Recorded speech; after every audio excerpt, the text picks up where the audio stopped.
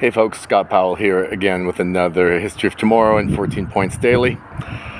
Today's topic is taken from the History of Tomorrow, which is available on Amazon, by the way.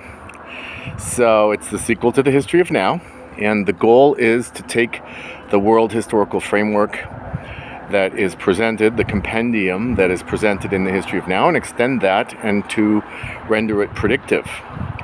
And the only way that that is possible is through a quite advanced use of the method of periodization. So today I want to talk about periods, historical periods. Most people have no idea how important and how significant periods are epistemologically and what purpose they serve in historical cognition. So I'm just going to go ahead and quote you my definition of a period. If you want to use it, go ahead, but you've got to credit me because it's never been presented before, of course, other than in the History of Tomorrow.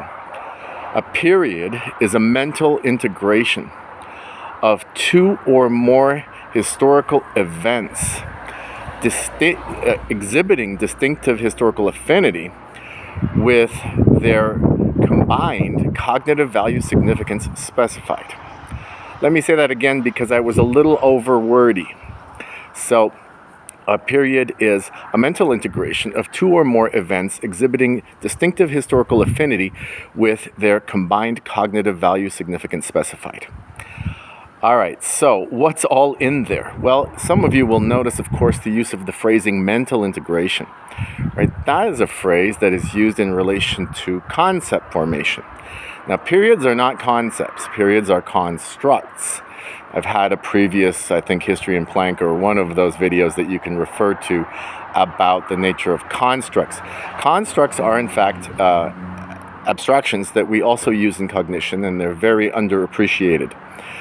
Periods in particular are very underappreciated. Everybody that ever studies history makes use of periods, but probably just doesn't clearly understand what they are for. And the key, of course, is mental integration. When you encounter a stream of events, let's say the events such as the following list, right? I'll just give you spew a long list on you, right? So we have the Stamp Act of 1765. We have the Boston Massacre of 1770. We have the Battles of Lexington and Concord, 1775. We have Declaration of Independence, 1776. We have you can choose any number of which, right? But let's say the Battle of Yorktown, 1781, the Treaty of Paris, 1783, the Constitution, 1787, the establishment of the government in 1789.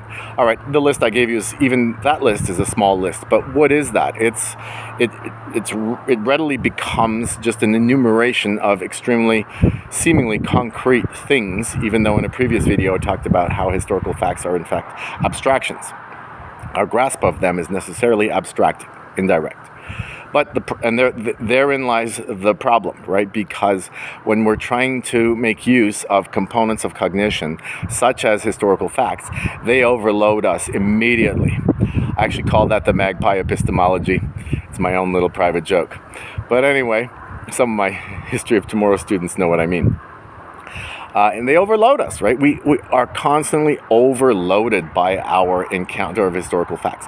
The only way that we can render them manageable and deployable and memorable in every single aspect, the only way that that works is through the method of periodization. We have to integrate them into a cognitive outcome, a mental product that has greater cognitive value significance. What does that mean? It's a nice sounding phrase.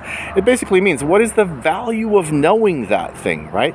So let's say you have the Boston Tea Party. Did I mention that one in my list? Okay, let's say you have the Boston Tea Party, right, in 1773. And you're like, well, what's the value of knowing that? There goes my landlord. Okay, so anyway, what's the value of knowing that, right? Well, the only value of knowing that is that it contributes to a sequence of facts, and it's that sequence ultimately that adds up, right? This is Stamp Act of 1765. Kids are forced to memorize that kind of stuff all the time, but they don't know the value significance of knowing that. And so they forget it, of course. But for me, it's the inciting event of the American Revolution. Now we've stepped up a level. The American Revolution Revolution.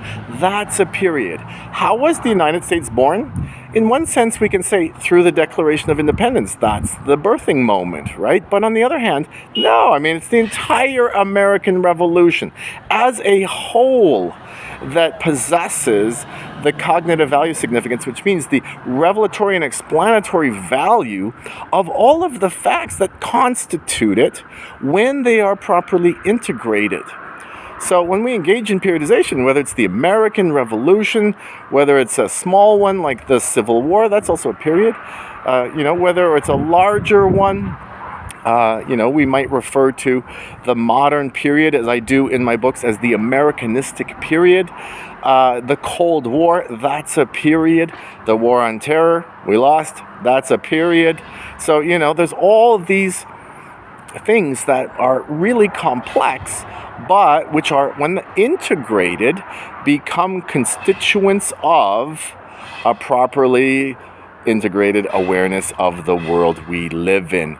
Only periods can do that. Periods are very profound mental outcomes. All right, thanks for tuning in. See you next time.